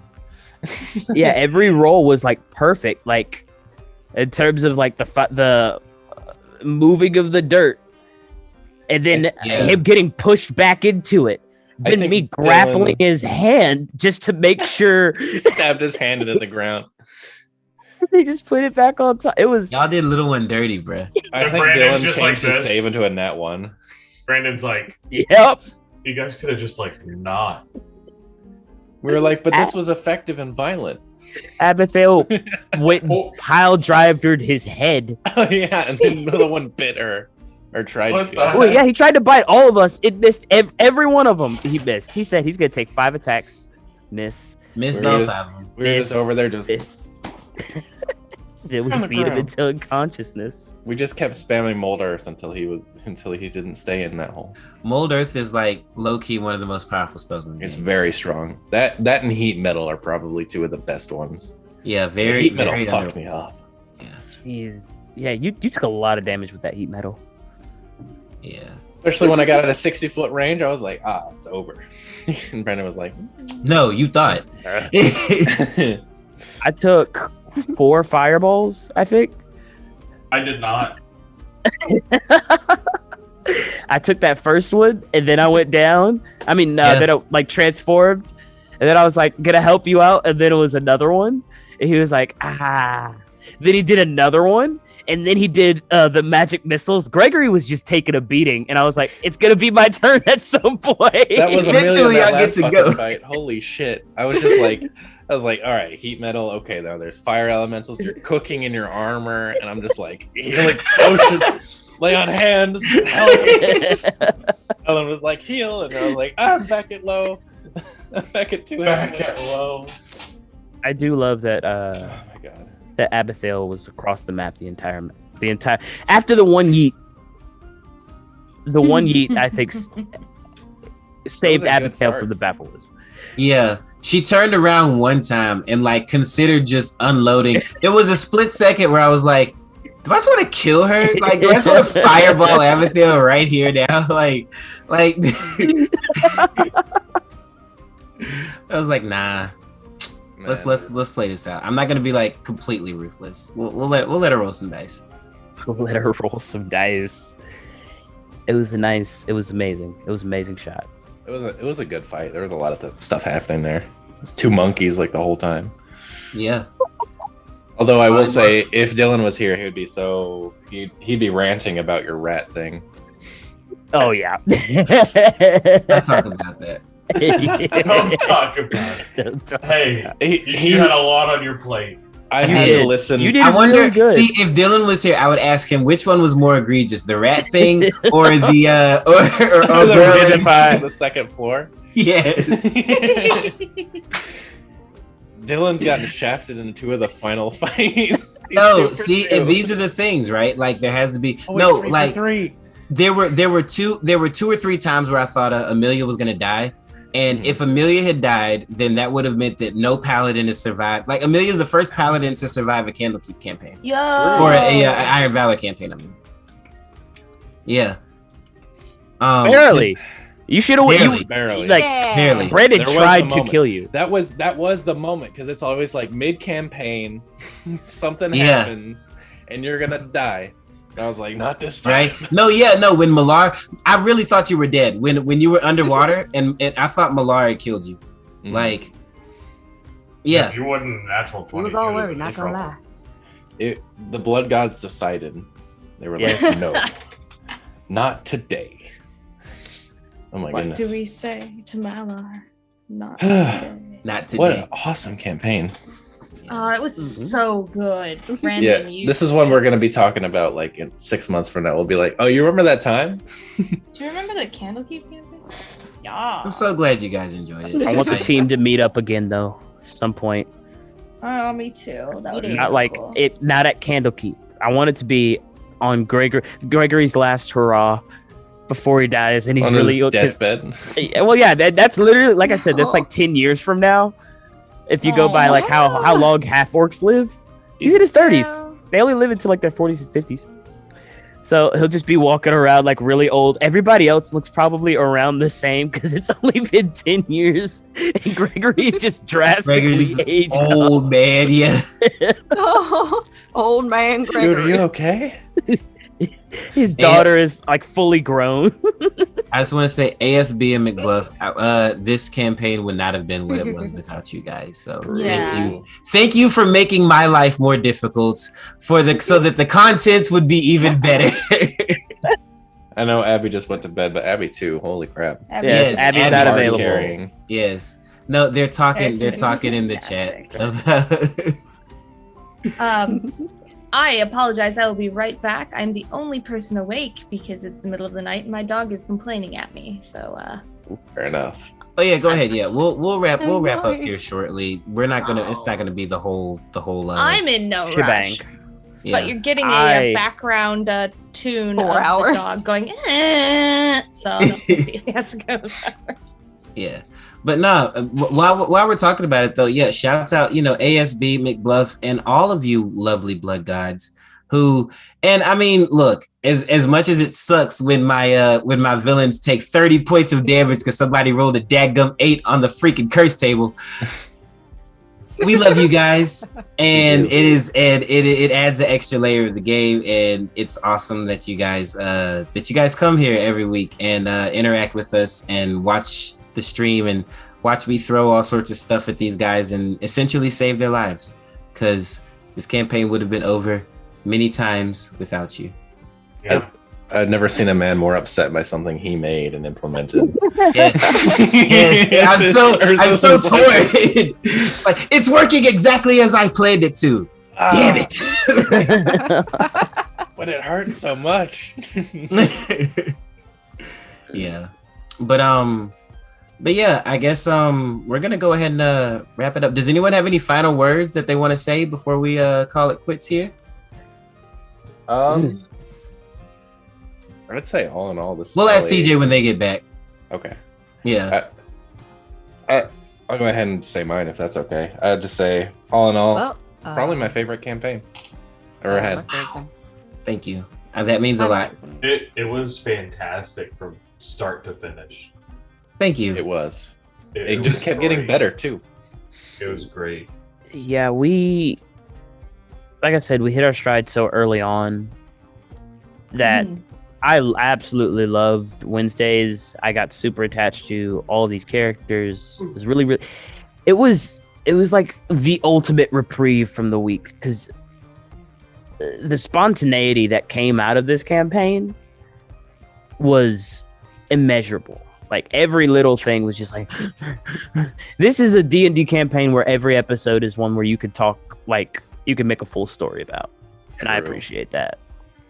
Yeah, this would make such a good Netflix series. It would. It would make a hilarious Netflix if there are any Netflix agents watching right now. Netflix execs, get at us. We got you. I will say, y'all, all those people that can draw. Greenlit weirder stuff. Come on. Yeah. All those people that can draw, please draw some scenes from this. Draw your favorite scenes. Throw them up in the Discord. Throw them up in the Reddit. That's new. Yeah. McBluff, you better post that animatic to that Reddit. I swear to God. It was fire. And thank you guys all so much for rocking with us through these past couple of weeks. It has been fantastic. Now, Lauren, voice of the blood gods, are we able to share a little bit of what comes next? Sure. Yeah, go ahead. Who's DMing and what we're going to be doing? We're not gonna share who's DMing it because I haven't locked that down. But we can share what's coming next on Iron Valor. So, the next campaign. To wrap up, should we do our timestamps first? Oh yeah, I almost forgot. Yeah. Let's run through those real quick. Take it away, Max. Yeah, okay, people. So this is. Wait. Well, let's understand. Oh, okay. You're about to introduce what it is. Yeah, I was about to say. So in all of the after shows so far, we throughout the session we keep timestamps so that we can make the recaps easier when we go and edit them. it has been my job every after show to basically go through all the timestamps and be like, all right, so let me read these real fast because they're fucking hilarious. So we have a bit of a collection of all of our best ones that I'm going to read. Oh my God, there's so many. So the first few episodes, I think we actually deleted some of these timestamps, so I'll just start off with what we've got here. So I think episode 2, Double Imp Madness, hour 39 minutes, Little Engine That Don't Want to Die, 2 hours and 43 minutes, Hold for Yeet, 3 minutes later, Yeet. First Yeet. 3 hours and 29 minutes, Your Thighs Are Ready. The thighs is capitalized. Like, ding, your thighs are ready. 4 hours exactly. This is stupid. Episode 3, 1 minute and 23 seconds. This is the only thing we have from episode 3. It's already a disaster. And then it cuts off. And that's the only timestamp we got from that. Episode 4, this pretty much summarizes the whole episode. King of the Rock. Episode 5, Whole 2, Part 2, Electric Boogaloo. Wait, what's it called? It's episode 5, Whole Part 2, Electric Boogaloo. Whole part. That was when we put Little One back in the pit. Absolutely the best at it. Whole Part 2. Episode 6, Elowen banters with a bad guy. Episode 6 also, we got 8.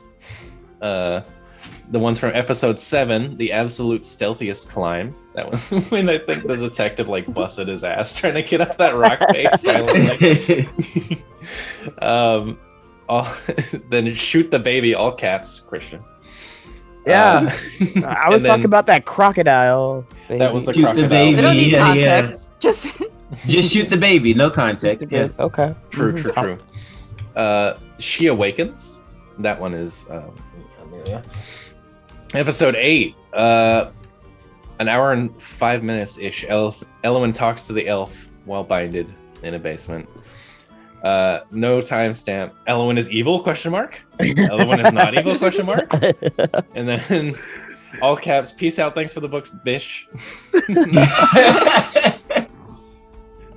Episode 9 in the Mysterious Roof. Hour 28 minutes. The Earworm pop-up book. Earworm. Hour and 45 minutes ish. Orin, we got a problem. The kids are haunted. 2 hours and 30 minutes ish. Time to open up with Orin. 45. This is where I started like just taking the whole fucking set of timestamps because they started getting so good. Episode 10, 45 minutes, 30 seconds. There's undead touching me. 58 minutes. Horrifying song. Hour and 14-ish. Free hugs. Hour and 41 minutes, 35 seconds. Mayhaps divorce? ? Hour and 58 minutes. Brandon pointing to a white chalkboard with the word haunting on it. There's one thing worse than a haunting. Uncovers the words a child above the word haunting. Apple bottom, a child. Brandon, no! 2 hours and 14 minutes. Sunglasses ? Yeah! That was what I finally did the sunglasses. 2 hours and 26 minutes. Get the kids. See? It wasn't kill the kids. It was get. 2 hours and 39 minutes. Kill the children. There it is. See, it wasn't kill the children.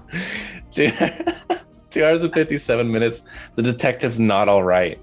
4 hours and 9 minutes. That's a magic weapon featuring I can't fucking stand you. 15 minutes. This is episode 11 now, by the way. 15 minutes. Dream Detective time. 53 minutes. Quill time again. Hour and 45-ish. The richest man in town. Hour and 54 minutes. Elowen is drunk. 2 hours exactly. All caps. General chaos.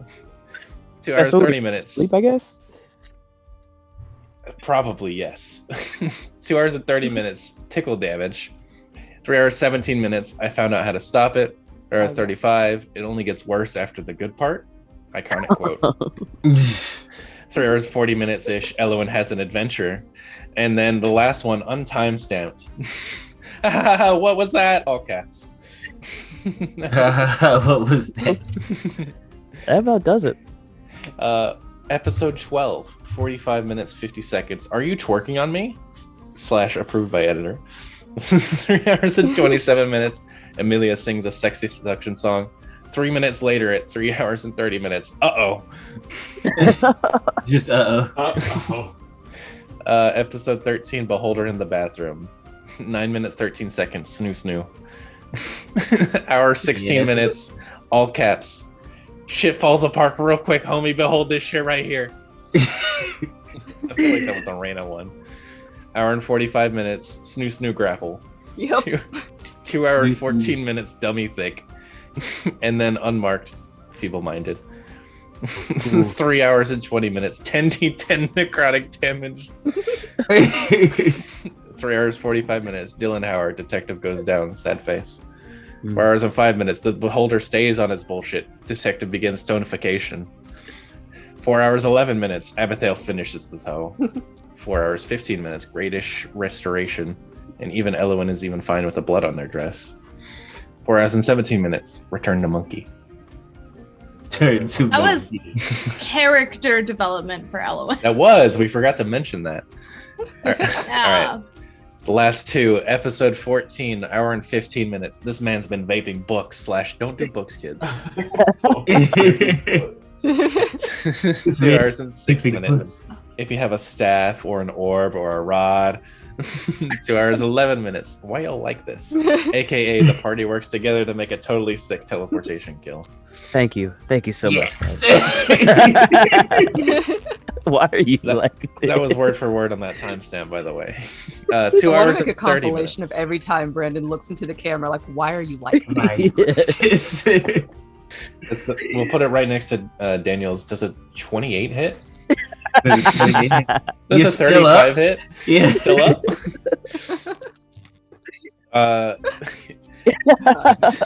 2 hours, 30 minutes. Guns blazing, as they say, except it's her mouth. 2 hours and 47 minutes. The sword only works for goblins. 2 hours, 50 minutes, 10 seconds. This is a gnome-only dagger. And then near the end, I remember you. Episode 15, the finale, sad face. First timestamp, not really a timestamp. It just says, y'all, it's a finale. Babes, we ain't taking no notes. I'm sorry. And then we proceeded to take notes. Yeah, we just proceeded to do them anyways. 2 hours and 14 minutes. All caps, Amelia crits the ever-loving Christ out of Terran. 2 hours and 19 minutes, 45 seconds. You're a cop! All caps. Many exclamation points. 3 hours. We're not in fantasy Kansas anymore. Oh. 5 hours, 41 minutes, 30 seconds. I'm gonna make her a rat. The last timestamp. I forgot the notes. It's been 6.5 hours, boys. We made it. We made it. We killed the big bad evil lady. Left one alive for later. It's 2 a.m. I got work in 6 hours. Vengeance is for tomorrow. Mazel tov. Amazing. Amazing. My God, those were awesome times. Did it. So Yes. now that I've put off your announcement, Right, exactly. No, you're totally fine. That is how we end all of our after shows, by the way. But just like a good story, all good things must eventually come to an end. And so, for the last time, we will turn things over to the voice of the blood gods. Oh, wait, no, I got to tell you guys what's coming next. Never mind. Yeah, actually, psych, another fake out. Oh no, who got disconnected? Probably Reina. Reina did, yeah. Reina's she's coming back. It's me again. It's me. No, but yeah, the next campaign that will be gracing these hallowed halls of Iron Valor will be Wild Beyond the Witchlight. Yes, that is I believe that is a Feywilds campaign, the newest module that has been released. I know you can play as rabbit folk. I know you can play as a little fairies, sprite people. Yes, we will do a Wild Beyond the Witchlight. And of course, as is tradition, I'll be passing on the DMing torch to a new person who is yet to be determined, but I'm very excited about who I think it's going to be. So look forward to that in the coming weeks. Once again, we are off all of next week, and I believe the week after that, I think Iron Valor is going to be taking hiatus. You know, we got to reset stuff. We got to get prepared for Witchlight season We got to reset Valor tokens. We got to get characters made and all that other stuff. So look forward to that for the next campaign. And with that final bit of information, you know, we just keep putting it off because we love you guys so much. We will finally turn it over to the voice of the Blood Gods. Thank you all so much. Lauren, take us home. Hello, everyone. Let me thank everybody this evening real quick. First, I want to thank Gaming Brew for the follow. I also want to thank Abby's Not Available for the gift of 5 Tier 1 subs. Thank you so much. If you enjoy our show this evening and look forward to watching the rest of our shows here on Ink and Lyre, you can join us on Mondays at 7:30 p.m. Central Standard Time for Fate's End, which is the show that I run. You can also see Raina, Brandon, and Christian in that show. That's Mondays at 7:30 p.m. Central Standard Time. On Tuesdays, we have our Breach Battle show, which is a Malifaux 3E tournament. Malifaux is a war game, and we just finished the round robins, and we are playing the live games. Oh, shit's about to get real, yo. We're about to play the live games. I think the first game is between Brent which is the Jake. Neverborn. Yeah, Brent, Neverborn, and Jake, which is the Outcasts. So that will be the very first live stream of Breach Battles, which we're very excited about. And then, of course, Wednesdays, Iron Valor is going to go on hiatus for a second while we switch over and prepare for Wild Beyond the Witchlight. But Iron Valor is typically Wednesdays at 7:30 p.m. Central Standard Time. Other than that, I do want to remind everyone we will not be having shows next week. We are off. Daniel and I are moving and migrating all of our technology. It was going to put us out of commission for a little bit. So we are going to be off next week, unfortunately. We're going to miss you all terribly, terribly, terribly, but we will be back the week after, which I believe is November 1st. We're going to be here November 1st. So you can join us on November 1st as we continue more of our delectable shows that we have going on here on the channel. All right, I think it's time to raid. So we will see you guys next time. We love you, and good night. Good night. Bye. Bye, everyone. Thank